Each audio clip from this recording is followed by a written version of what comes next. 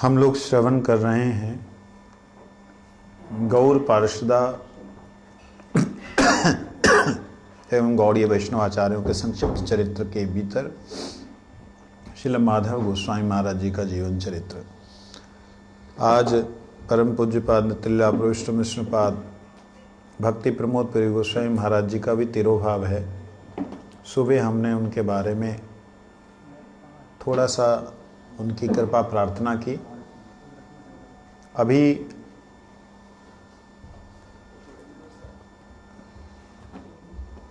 कल हम लोग जो श्रवण कर रहे थे माधव गोस्वामी महाराज जी की अंतिम वाणी को, उसे आगे लेके चलेंगे।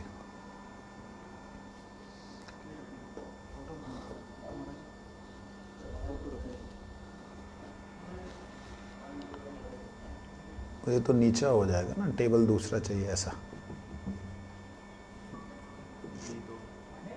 नहीं तो वो कुर्सी ले लो वाली चेयर।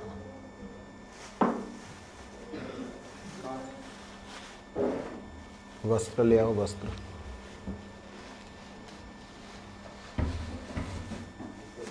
वस्त्र लेके आओ,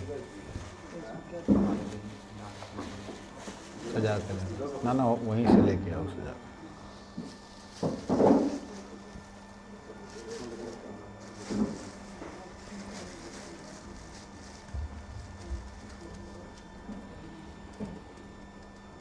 तो हम श्रवण कर रहे थे श्रील माधव गोस्वामी महाराज जी के अंतिम समय की जो वाणी है उसे। कल श्रवण किया था हमने कि तीन चीज़ों को से हमारी जो आत्मा की वृत्ति है आत्मा की वृत्ति, सेवा, शरणागति, ये आत्मा की वृत्ति हमारी संसार की तरफ चली जाती है, संसार में बिखर जाती है। उससे कैसे बचना है?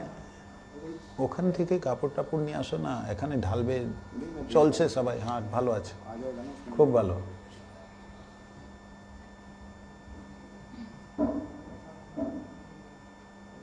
तो वो तीन जो बाधाएं हैं उनसे हमें बचना होगा।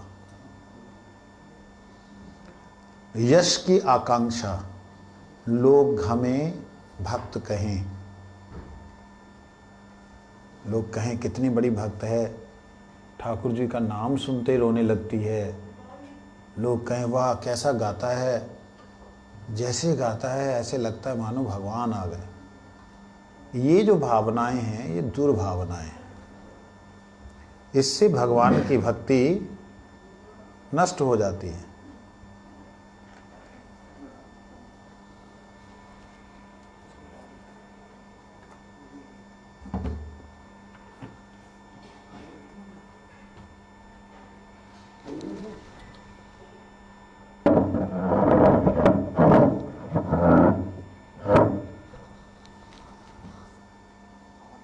परम पूज्यपाद नित्य लीला विष्णु विष्णुपाद भक्ति प्रमोद पुरी गोस्वामी महाराज की। ये तो नहीं डिस्टर्ब कर रहा?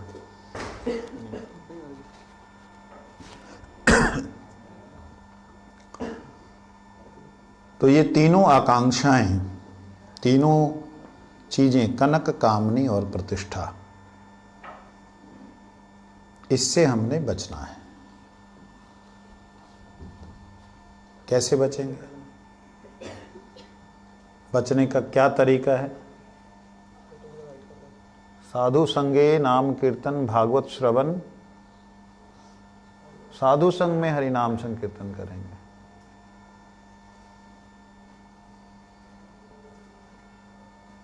नीचे से थोड़ा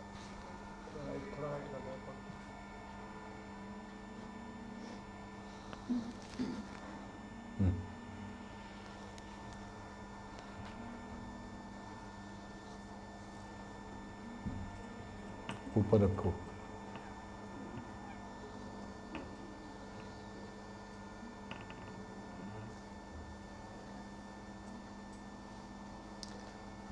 नित्य लीला प्रविष्ट विष्णुपाद भक्ति प्रमोद पुरी गोस्वामी महाराज की।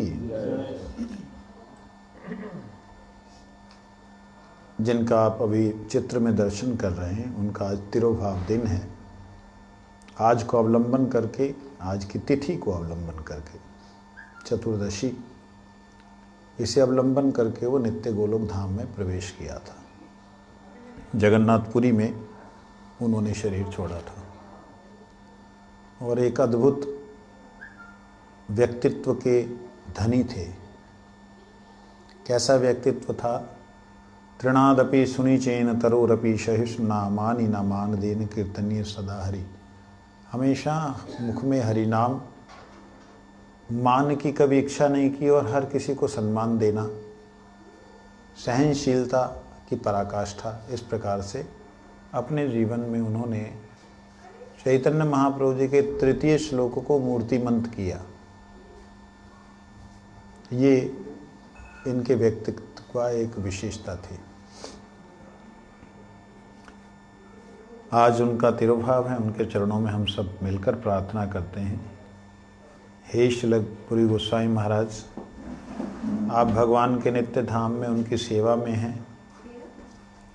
आज आप प्रवेश किए हैं, इसलिए आज आपका हृदय और भी विशाल है कि जाते समय आपने अपना सब कुछ जगतवासियों को लुटाना चाहा। मैं वंचित रह गया, प्राप्त नहीं कर पाया, लेकिन आप कृपा करें जैसे कि मैं अपने गुरुदेव के श्री चरणों के छत्र छाया में आपका दर्शन कर पाऊँ, आपकी सेवा का दर्शन कर पाऊँ। नित्य लीला प्रविष्ट विष्णुपाद भक्ति प्रमोद पुरी गोस्वामी महाराज की। परम गुरु जी कहते हैं जो अनर्थयुक्त साधक है उनमें ये तीनों बाधाएं रहती हैं। अनर्थयुक्त साधक का क्या मतलब होता है? आप लोग बहुत दिनों से कथा श्रवण कर रहे हैं।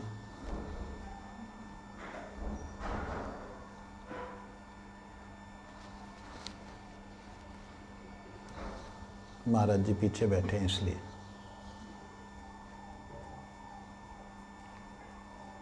अनर्थ कितने प्रकार के होते हैं? आप में से कोई बता सकता है? हाथ खड़ा कर सकता है? सिर्फ हाथ खड़ा करना, पूछूंगा नहीं। अनर्थ कितने प्रकार के होते हैं?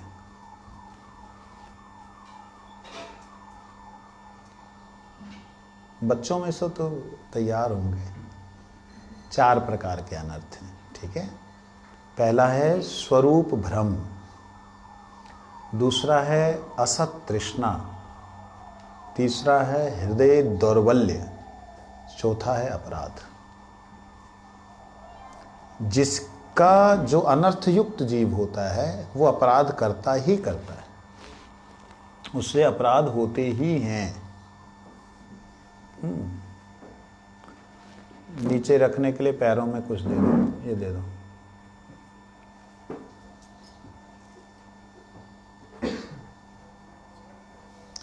तो थोड़ा ध्यान से श्रवण करेंगे जिससे कि शायद परम गुरु जी जो कहना चाहते हैं हमें समझ में आ जाए।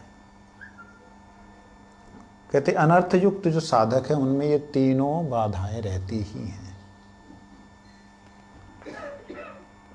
लेकिन हम इन तीनों का वर्धन नहीं करेंगे, इनको बढ़ाएंगे नहीं।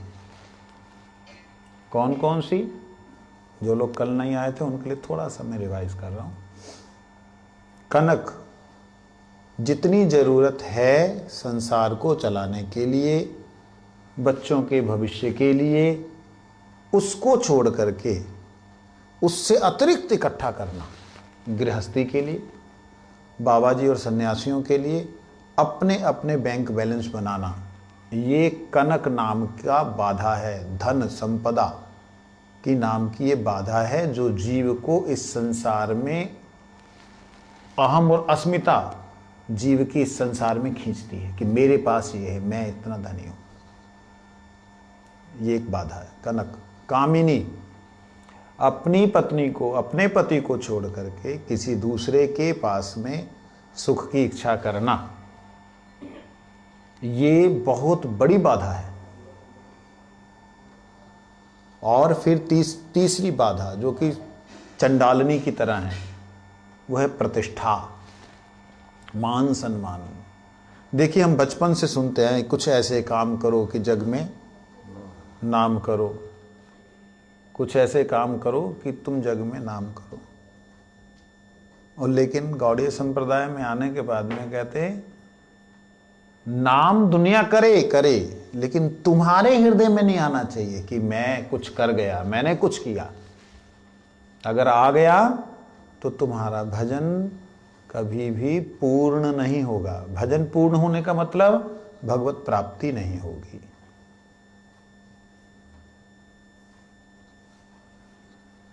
ठीक है, ठीक है, भगवत प्राप्ति नहीं होगी। इसलिए ये तीनों बाधाएं जो हैं किसको होती हैं, किसके जीवन में आती हैं?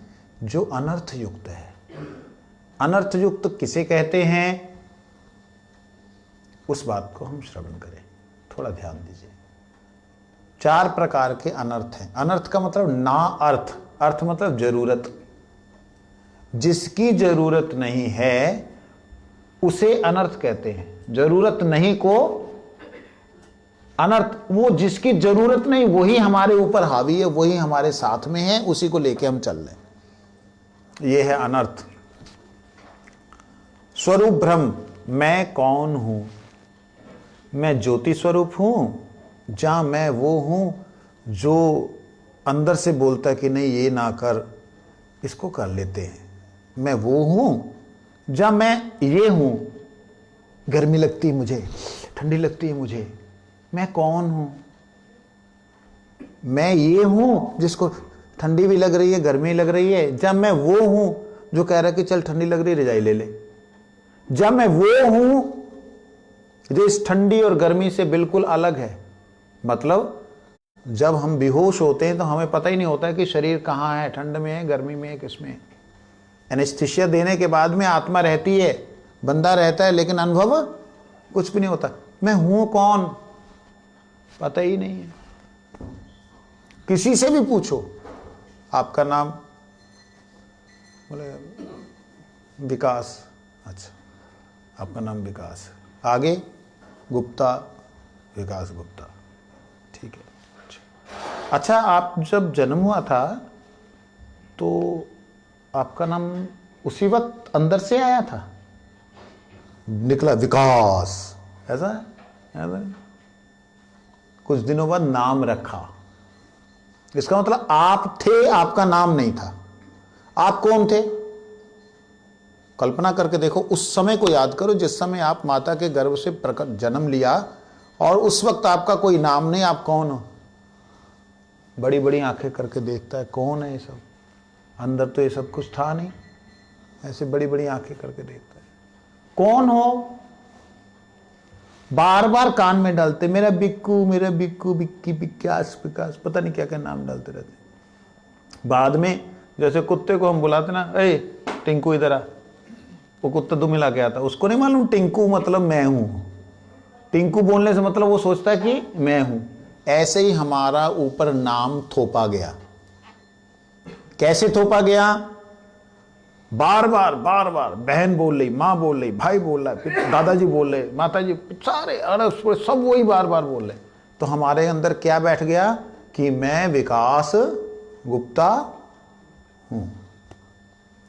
इसी तरह से जैसे गुरुजी बोलते, जैसे शब्द के द्वारा जीव बंधा है, ऐसे ही शब्द के द्वारा जीव निकल सकता है।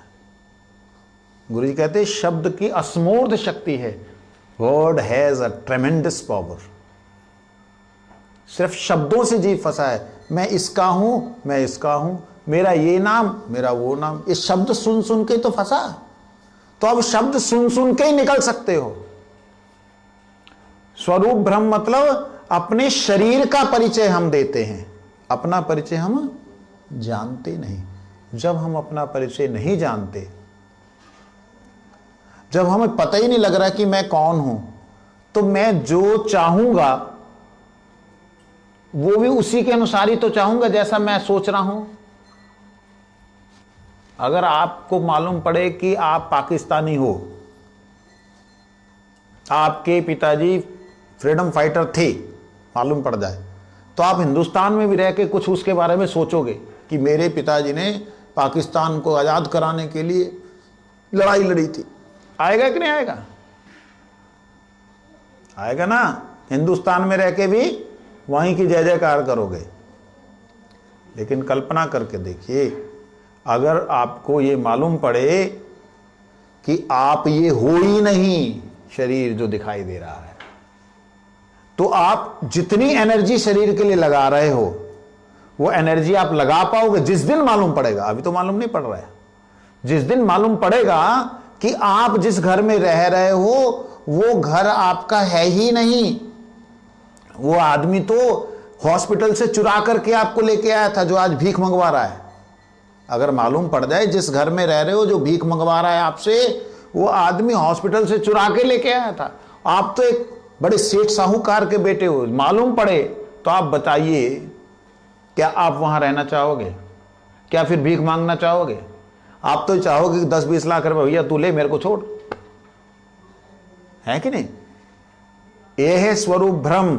हम यो नहीं हैं, हम असत नहीं हैं, हम हमेशा रहने वाले तत्व हैं, हम मरने वाले हैं, हम मरने वाले नहीं। जब हम मरने वाले नहीं हैं, हम सत हुए, इसका मतलब जब सत हैं तो हमारी सत के लिए इच्छा होनी चाहिए। पानी की बूंद क्या आकाश में रहती है? कहां रहती है? पानी की बूंद धरती पे रहती है, लेकिन उसकी कोशिश धरती पे रहने की नहीं होती, उसकी कोशिश होती समुद्र में जाने की। ज्यादा इकट्ठी हो जाए तो नदी बन जाती है, नाला बन जाता है, नदी बन जाती है, नदी बनने के बाद समुद्र में चली जाती। जहां से आई वहां जाएगी जाएगी, बिना उसके उसको चैन नहीं मिलेगा। पत्थर ऊपर फेंको बड़ी जोर से, वापिस धरती पे आएगा ही आएगा, क्योंकि जिसका अंश है उसके पास बिना गए उसको शांति नहीं मिलेगी। इसी तरीके से हम लोग सत तत्व हैं, हम मरने वाले नहीं हैं। अजो नित्य शाश्वतो अयम पुराणोम ना हन्यते हन्य माने शरीरे। शरीर हंत होता है, शरीर नष्ट होता है, लेकिन हम नष्ट। लेकिन ध्यान दीजिए, हम नष्ट नहीं होते, लेकिन जो नष्ट होने वाला है उसके लिए सारी एनर्जी लगा रहे हैं। ये नष्ट होने वाला है ना, इसी के लिए सारी एनर्जी लगा रहे हैं, जे घिसापटी लगे हुए हैं बस पॉलिश करने के लिए। इसी को हम लोग प्रेजेंट रखना चाह रहे हैं। ये है असत तृष्णा। क्या है? क्योंकि हमें नहीं मालूम कि हम सत हैं, इसीलिए हमारा असत ये शरीर, इसके प्रति तृष्णा जागती है, या दूसरे के शरीर के प्रति तृष्णा जागती है। स्वरूप भ्रम के बाद असत तृष्णा। और देखिए, असत तृष्णा जब होती है मतलब शरीर के लिए हमारी तृष्णा जागती है, इच्छा होती है प्राप्त करने की, सुख देने की, सुखी रखने की, तब क्या होगा?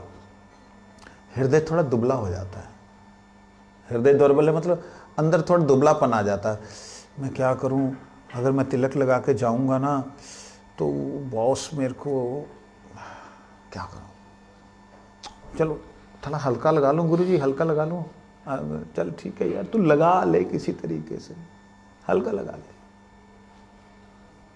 ये हृदय दुर्बलता क्यों हुई? असत के कारण से। असत तृष्णा है उसके लिए। संसार से सुख की आशा ही असत तृष्णा है, शरीर से सुख की आशा ही असत तृष्णा है।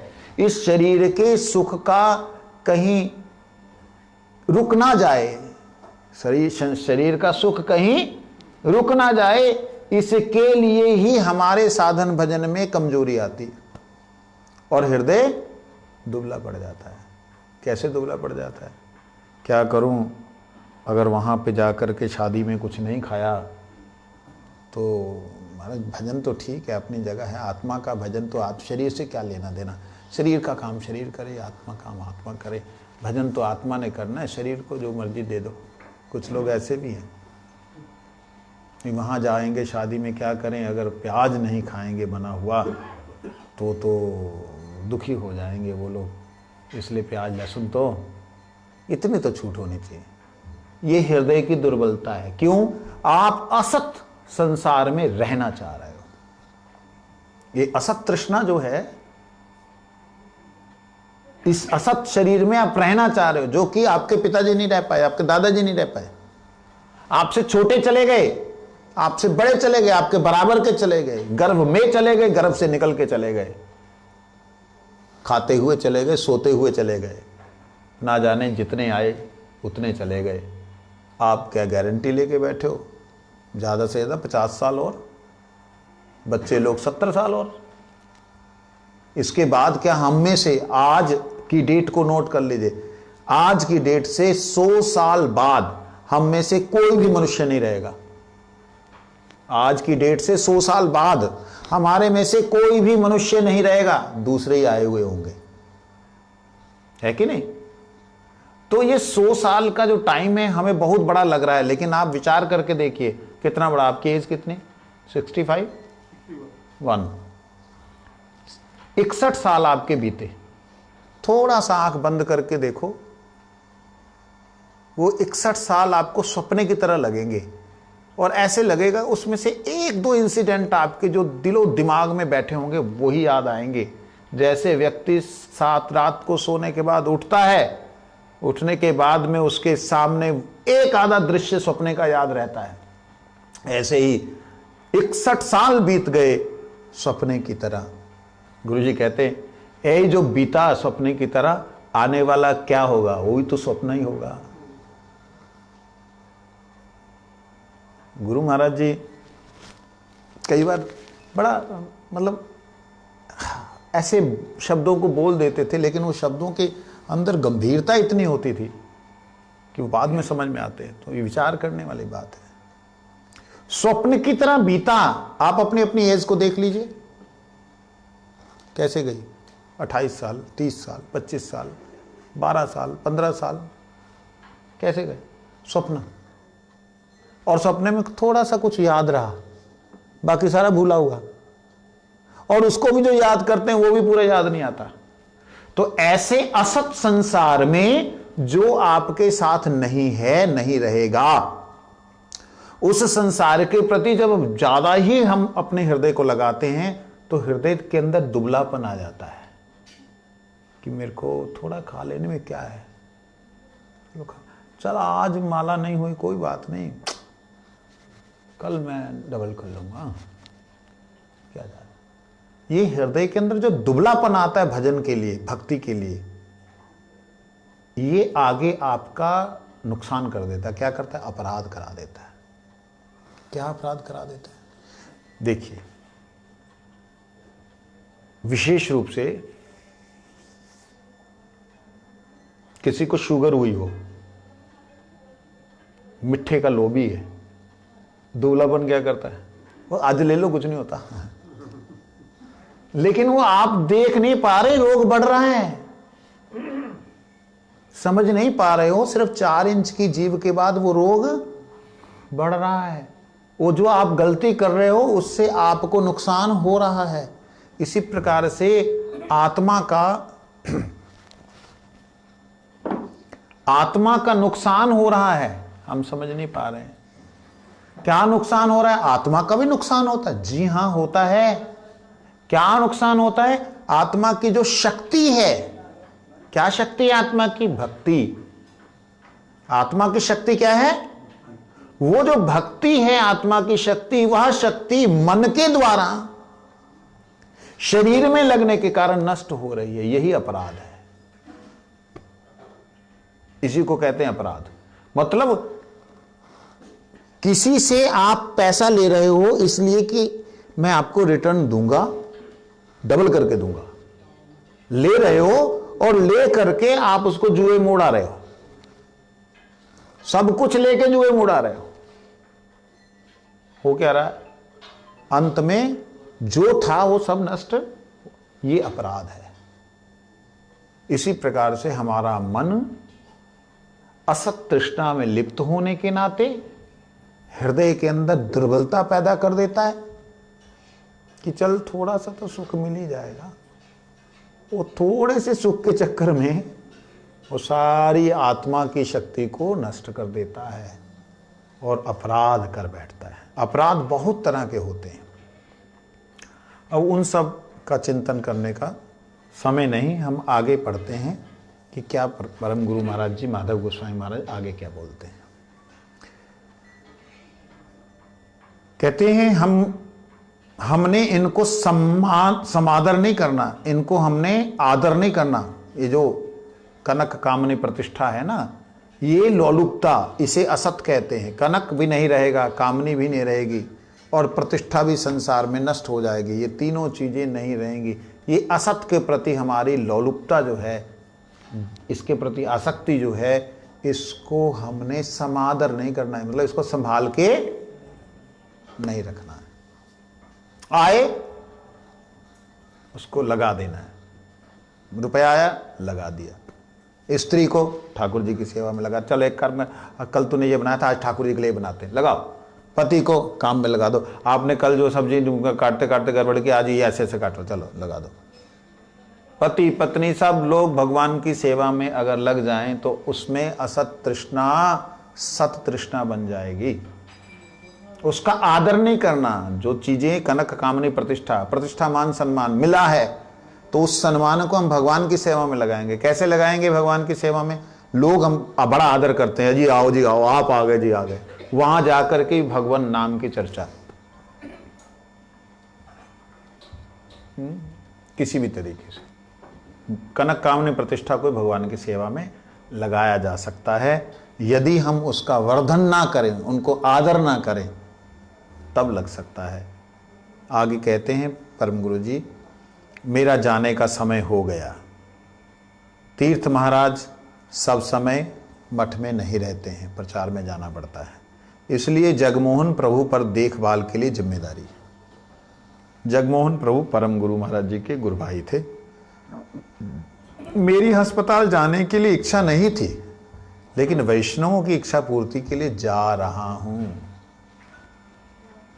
वैष्णवों की इच्छा की पूर्ति के लिए जा रहा हूं। जब ये लाइन को गुरु जी पढ़ते थे तो गुरु महाराज बोलते, हम तो वैष्णव नहीं है, लेकिन हमारा, फिर वो कई बार भावुक होकर गुरु जी के आंखों में आंसू आ जाते थे कि मेरे कारण से गुरु जी हॉस्पिटल गए।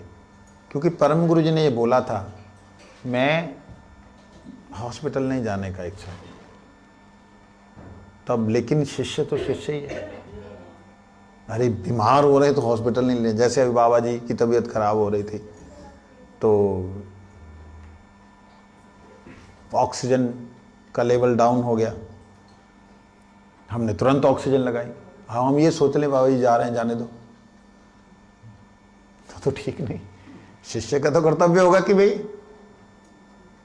तो उस कर्तव्य बोध के कारण से और सभी गुरु भाइयों के द्वारा बोले जाने के कारण से हमारे गुरुजी ने अपने गुरुजी दादा गुरुजी परम गुरुजी को निवेदन किया कि महाराज सब वैष्णवों की इच्छा है, आप हॉस्पिटल चलें। गुरु जी कहते हैं, परम गुरु जी बोले, मेरी जाने की इच्छा नहीं है, मैं जाऊंगा तो वापस नहीं आऊंगा। कहते नहीं महाराज जी, कहते मेरा जाने का समय हो गया, तुम हॉस्पिटल ना ले जाओ। तब भी गुरु जी के निवेदन करने से परम गुरु जी ने कहा कि मैं वैष्णवों की इच्छा पूर्ति के लिए जा रहा हूं।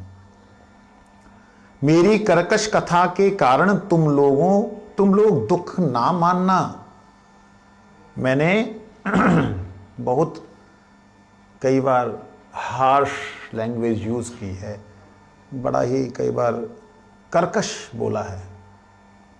कई बार आप देखते हैं वैष्णव लोग हम लोगों को बहुत उल्टा सीधा ऐसा लगता है बोल रहे हैं, डांट रहे हैं, लेकिन उनके डांटने में हमारा कल्याण छुपा हुआ है, हमारा हित छुपा हुआ, ये हम देख नहीं पाते।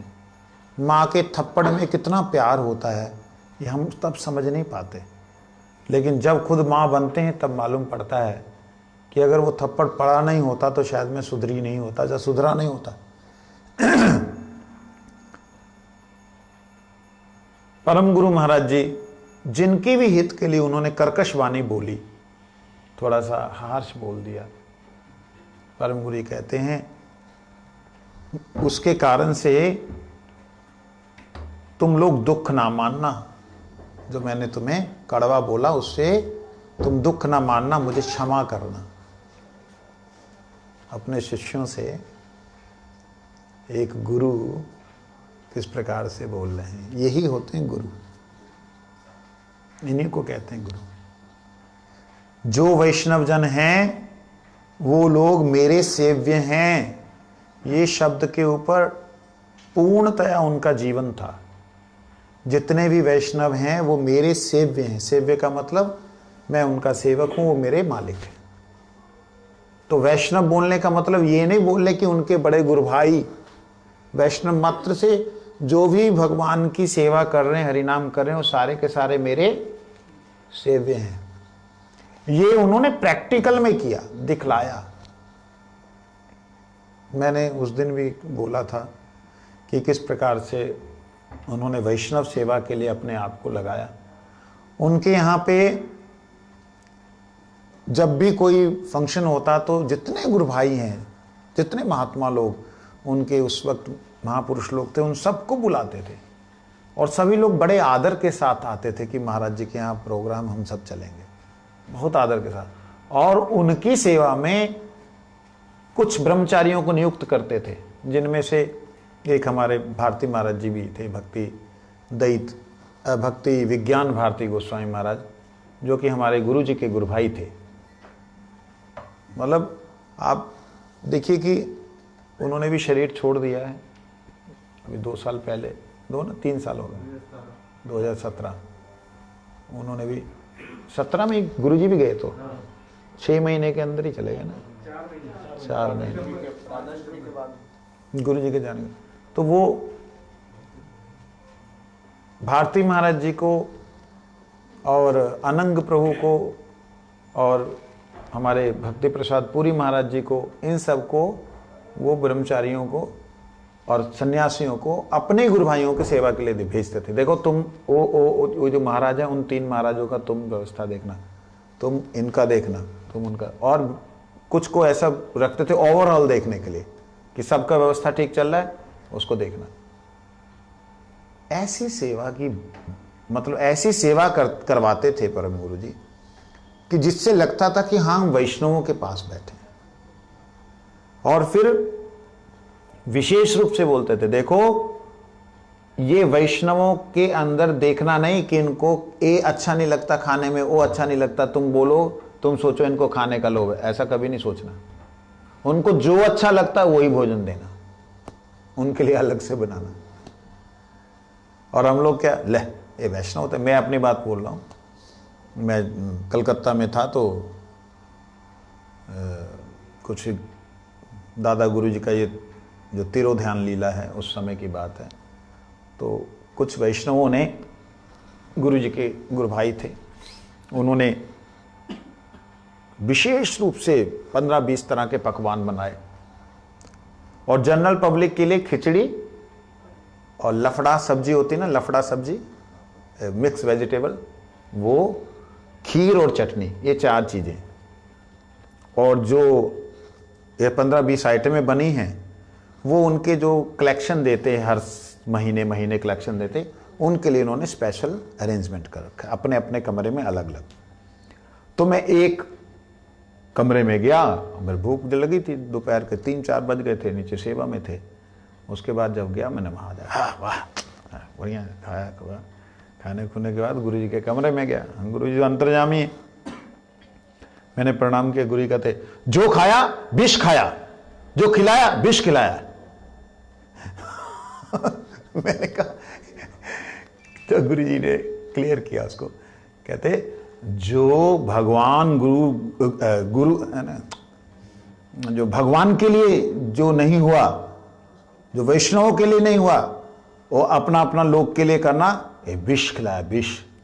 हम कलेक्शन नहीं किया, हमने भी कलेक्शन किया, हम तो ऐसा कभी किया नहीं। तो मैं शांत था, चुप था, मैं क्या क्वेश्चन करता। गुरुजी थोड़ा सा आवेश में थे। गुरु जी कहते, जो हरि गुरु वैष्णव की सेवा के उद्देश्य से मठ में नहीं है उसका संग नहीं करना। हरि गुरु वैष्णव सेवा का उद्देश्य जिसका नहीं है उसका संग नहीं करना। ये बात एक बार गुरुजी ने बोली, मैंने कहा ठीक है। अब देखिए, गुरु जी के कमरे से निकलता हूं, मुझे हर किसी में दोष नजर आने लगा। बड़े बड़े वैष्णव जो गुरु जी के बराबर के, ले इनको तो खाने में जो आलू पसंद ही नहीं, आलू निकाल के बाहर फेंक देते, भगवान का प्रसाद ही नहीं इनको नजर आता। ऐसी मेरी बुद्धि हो गई, 1 घंटे के अंदर मेरे को मेरे अलावा कोई वैष्णव ही नजर आ रहा था।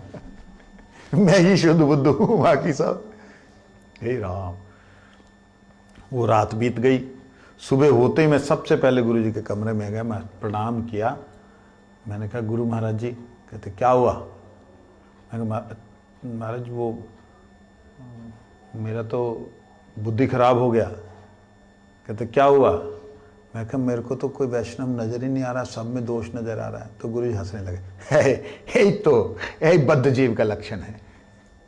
जो संसार में फंसा हुआ, माया में फंसा हुआ बद्ध जीव है, यही तो बद्ध जीव का लक्षण।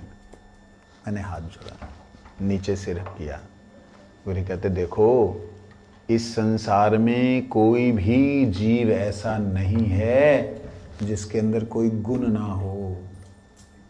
भगवान का, गुरु जी के शब्द थे, भगवान का सृष्ट प्राणी कोई भी ऐसा नहीं जिसमें कोई गुण ना हो। वही गुण को देख करके उसको प्रणाम करना, वही गुण को सामने रख के उसका सम्मान करना।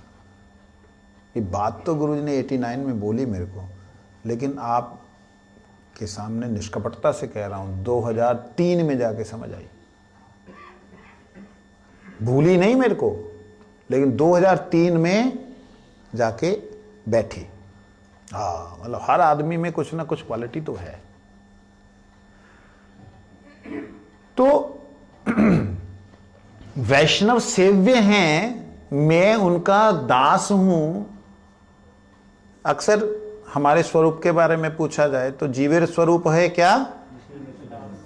कृष्ण। जीव का क्या स्वरूप है? भगवान का। वास्तविकता में क्या यही स्वरूप है जीव का? नरोत्तम, क्या नाम तेरा? परमानंद। क्या यही स्वरूप है जीव का? जीव का स्वरूप क्या है? फटाफट बोलो, समय नहीं है, ऐसे चुपचाप रहोगे तो। कृष्ण। क्या स्वरूप है? क्या स्वरूप है? प्राण गोविंद, क्या नाम तुम्हारा? जीव का स्वरूप क्या? सो रहा है तू? कोई और है? कोई और देवी का नित्य दास बनने वाला कोई और? हाँ जी, ओम प्रकाश जी। कृष्णदास। गुरु जी बोलते हैं हमारा स्वरूप कृष्ण नित्य दास नहीं है, हमारा स्वरूप है कृष्ण दास, दास दासानुदास। यही स्वरूप है। क्या बोलते हैं? ना हम विप्रो ना च नरपति न पिवश्यो न शूद्रो ना हम वर्णी न च गृह पतिर्णो वनस्तो यतिर्वा किंतु प्रदुन्न निखिल परमानंद पूर्णामृताब्दे गोपी भरतु पद कमलयो दास दास दासानुदास। ये महाप्रभु जी कह रहे हैं, राधा रानी इस बात को कह रही हैं। राधा रानी इस बात को कह रही हैं कि हे सखी, तुम कह रही हो कि जब वो आए तो उनसे तुम रूठ जाओ। मैं कैसे रूठूं? अगर उन्हें कोई सुख देने वाली है तो कृपा करके मुझे बता दो, मैं उसकी दासी बन जाऊं, जिससे कि ठाकुर जी उसके सुख में सुखी हो रहे हो तो मैं उसकी सेवा कर लूं। सोच लीजिए, हमारी आराध्या, हमारी परम आराध्या श्री राधा रानी ऐसे बोल रहे हो। ठाकुर जी क्या बोल रहे हैं कि राधा रानी तो मेरे से कोई सेवा लेती नहीं है। अरे सखियो, तुम ही कुछ हमें सेवा दे दो, हम जो श्यामा जी की सेवा कर लें। देखिए, हमारे इष्ट देव ऐसे हैं। और फिर क्या कहते हैं भगवान स्वयं, मेरा भक्त मुझे प्रिय नहीं है। श्लोक क्या है, याद है? मद्भक्तस्य, मेरे भक्त का भक्त जो है वो मुझे प्रिय है। मद्भक्तस्य, मेरा स्वयं का भक्त जो है, मेरा सेवक मुझे प्रिय नहीं है। मेरे सेवक का जो सेवक है वो मेरा प्रिय है। इसका मतलब क्या हुआ? जो भगवान के सेवक का सेवक है वो भगवान का अगर प्रिय हुआ तो वो भगवान का सेवक हुआ कि नहीं? तो जो वो सेवक है उसका जो सेवक होगा वो भगवान को प्रिय होगा कि नहीं? तो भगवान को अपना पुत्र, जैसे अपना पुत्र प्रिय तो होता ही है माँ बाप को, लेकिन अपने पुत्र का जो पुत्र होता है ना और ज्यादा प्रिय होता है। ऐसे तो भगवान जो सेव्य हैं वो हमारे भगवान सेव्य होने के बाद भी हमारे वैष्णव ही सेव्य हैं। ये बात परम गुरु जी ने कही कि जो वैष्णव जन हैं वो लोग मेरे सेव्य हैं। मैं सबकी सेवा को करना चाहता हूं। तुम लोग सब निष्ठा के साथ हरिभजन करना। ये सेवा कर रहे हैं परम गुरु जी। जीवों को, हम जैसे जीवों को वैष्णव समझते हुए ये वाणी के द्वारा सेवा कर रहे हैं कि तुम लोग निष्ठा के साथ हरिभजन करना। जैसी भी अवस्था में रहो हरिभजन कभी नहीं छोड़ना। जैसी भी अवस्था में रहो हरिभजन, एक ये बहुत गंभीर शब्द है ये। जैसी भी अवस्था में रहो हरिभजन। देखिए आपको विपरीत से विपरीत अवस्था आएगी, हरिभजन छूट जाएगा। विपरीत से विपरीत छोड़िए, सर दर्द होगा सबसे पहले हरिनाम छूटेगा। विपरीत से विपरीत तो छोड़ ही दीजिए। जुकाम होता है ना, आज मेरी तबीयत खराब है, मैं खाने के लिए, भजन छूटेगा। तबीयत खराब होगी, कुछ भी होगी, पेट का जो काम है ना सेवा, वो नहीं छूटेगी। पेट की सेवा नहीं छूटेगी और सांवरिया सेठ की सेवा छूट जाएगी। देखिए मैंने यहाँ पे एक संत हैं, एक मतलब बहुत संत हैं, तो दो संतों को देखा, परिक्रमा करते थे डेली, दो परिक्रमा। तो एक दिन मैंने देखा गर्मी में स्वेटर पहने हुए। मैंने कहा बाबा, मैं प्रणाम करने कई बार उनको प्रणाम करता हूँ, प्रणाम किया तो उन्होंने भी प्रणाम किया। मैंने कहा बाबा आपने स्वेटर पहन रखा क्यों? वही थोड़ा बुखार हो गया। थोड़ा बुखार? तो मैंने नवज चेक की और नवज 120 पल्स दे रही थी, मतलब 1 मिनट में 120 टक टक टक टक टक टक भाग रही और तपता हुआ शरीर। मैंने कहा आप परिक्रमा करने काहे के लिए निकल आए, आप रेस्ट कर लेते। रुको मैं दवाई लेके आता हूँ। कहते नहीं नहीं वो आप वहाँ से ले लेंगे, डेक्नाफेनिक पैरासीटामोल, और 3-4 उन्होंने सॉल्ट के नाम बोल दिए। सॉल्ट के नाम कौन बोलता है? क्रोसिन बोल देगा, नहीं वो मतलब सॉल्ट्स के नाम बोले। तो मैंने कहा अच्छा लेकिन रुको तो सही, आप मेरे अंदर हुआ, मैं क्या सेवा करूं? मैंने कहा लेकिन आप आराम कर सकते थे। तो उन्होंने क्या बात बोली, कहते क्या करेगा ना, चाकरी है ना, अब चाकरी नौकरी कर रहा है तो वह तो खाने को दे रहा है, उसका सेवा तो करना होगा। अब परिक्रमा से क्या भगवान की सेवा हो रही है? होंगे मतलब दवाई, कहते राधा कुंड का जल। और मैंने वास्तविकता में देखा, जिस जल को हम लोग आचमन करने में कई बार कतराते हैं, उनका वो गंदा सा कपड़ा जो पहना हुआ होता है, बाहर से दिखने में गंदा सा कपड़ा, उस कपड़े को लोटे पे बांधा, उसको अंदर डाला, ढुक ढुक ढुक ढुक ढुक करके उसमें पानी भरा, उस पानी को गट गट गट कर करके पी जाते, पूरा पेट भर के पानी पीते हैं। कमाल है।